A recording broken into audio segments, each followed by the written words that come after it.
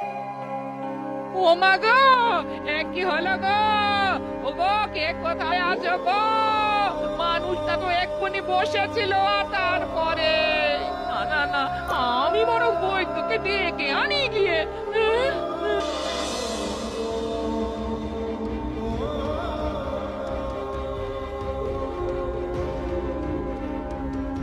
তখন থেকে তো অনেক পরীক্ষা করলেন, কিন্তু মানুষটা এখনো চোখ খুলে দেখছে না কেন?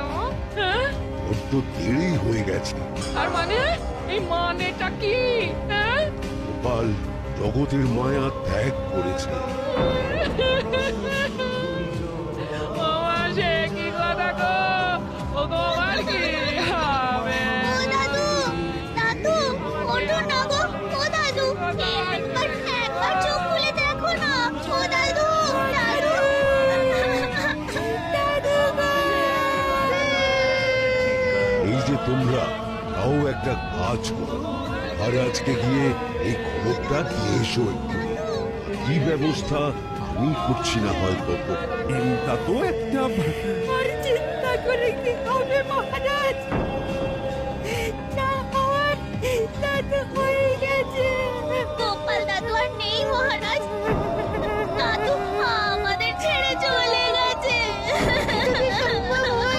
একবার শেষ দেখা দেখে আসবেন। কি শুনলাম আমি, গোপাল আর নেই। এমনটা তো একটুও ভাবতে পারিনি।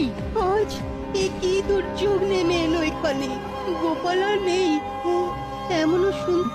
না না না, ব্যাপারটা ভালো হলো না। চলো চলো, সবাই মিলে গোপালের বাড়ি যাই। হ্যাঁ হ্যাঁ হ্যাঁ, তাই চলুন মহারাজ। গোপাল আমাদের এতদিনের সাথী, গোপালের শেষ যাত্রায় আমরাই কাঁধ দেবো না হয়।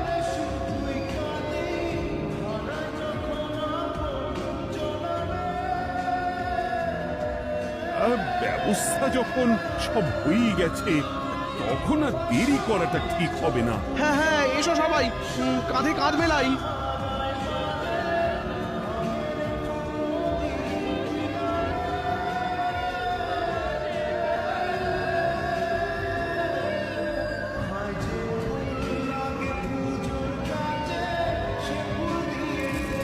ওই দৃশ্য কিনা শেষে আমাকে দেখতে হলো, কিন্তু তবু আমার খুব জানতে ইচ্ছে করছে, বাচ্চারা ঘুড়ি ভর্তি মোহর অলংকার সব ছড়াতে ছড়াতে যাচ্ছে কেন?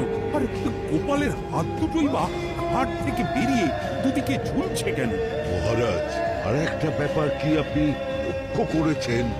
কি বলো তো? গোপালের দেহ কারা কাঁধে করে নিয়ে যাচ্ছে। হ্যাঁ হ্যাঁ, ওই তো